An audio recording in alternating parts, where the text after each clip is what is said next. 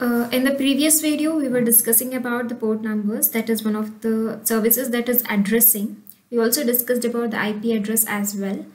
So I showed you some of the list of port numbers which are common. That is the protocols and its port numbers. So HTTP protocol uses the port number 80 and the file transfer protocol uses the port number 20. Let us see to open the website using the port number. So I'll just type google.com. The some other that is the 20. It's a file transfer protocol. It won't open. So in this way we can open the websites using the port number. That means that websites are assigned with the port number. So this is about the port number. So by now it will be clear that the IP address and the port numbers play a different role in selecting the final destination of data. And the data IP address defines the host among the different hosts in the world. So after the host has been selected, the port number defines one of the processes on this particular host. So next is a ICANN ranges. So the ICANN stands for the Internet Corporation for Assigned Names and Numbers.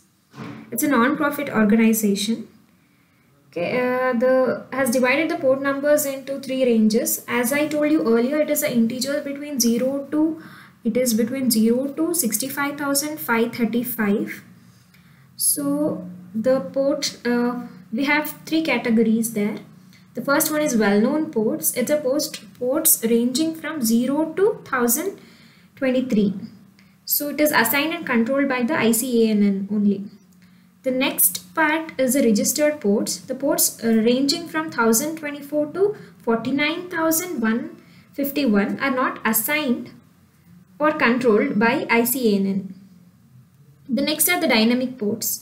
So these ports ranging from 49,152 to 65,535. They are neither controlled nor registered. So this is about the ICANN ranges. So next, moving on to the socket address. So what do you mean by a socket? So if you have one computer and if you are communicating with your friend, so if you want to communicate with your friend, the communication of them, you have that means it creates a socket, and the socket has been bind to the IP address and the port number. Then the socket is able to communicate or send information to your friend's computer and vice versa. So that means if you see the diagram here, this is the IP address and this is a port number. The socket address is a combination of both IP address and a port number.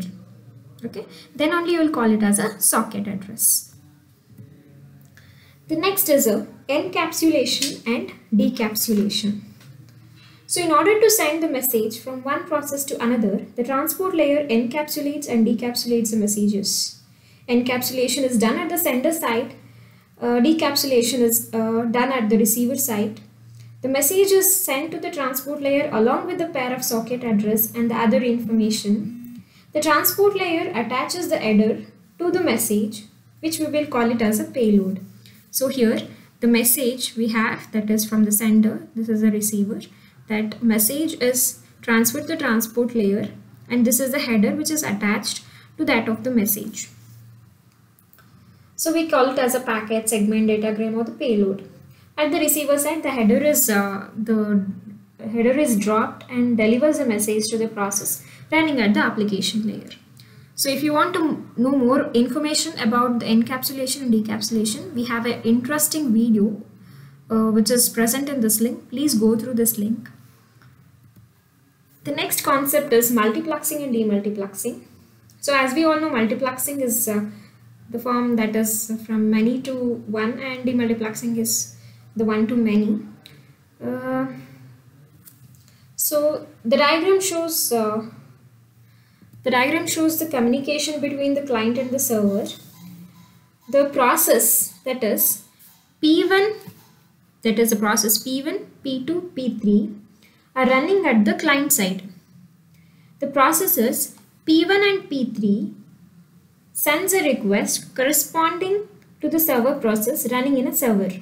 In the same way, P2 sends request to the server process at the client side. It accepts all the three messages and from the three processes and creates three packets: packet 1, packet 2 and packet 3.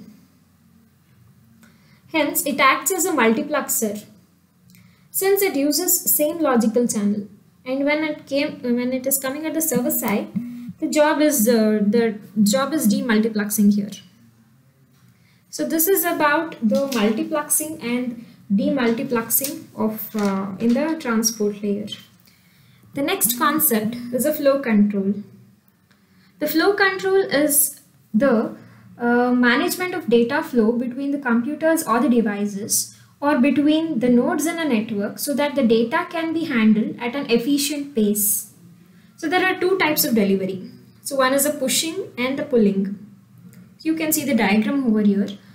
So pushing means so when the producer pushes the items, the consumer may be overwhelmed and there is a need for the flow control in the opposite direction to prevent the discarding of the items.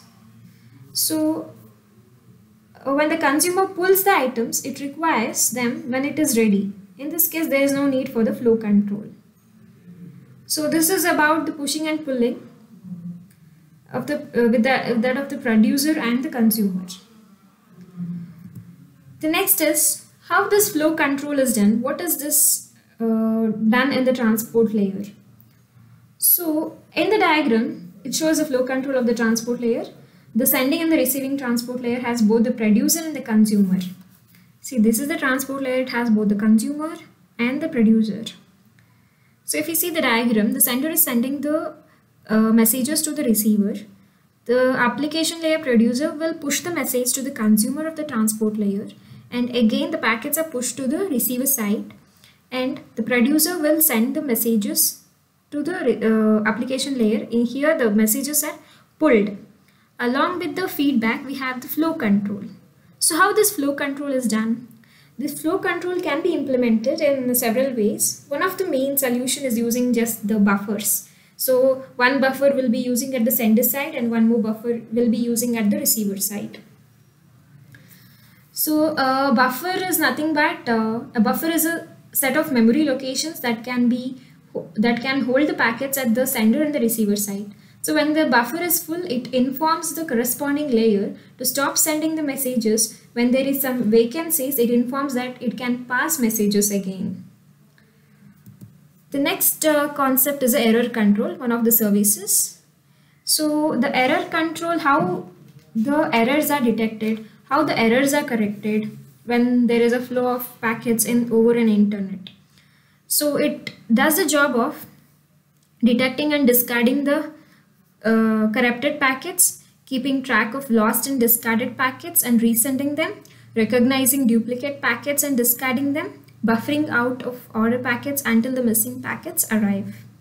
The figure shows the error control at the transport layer.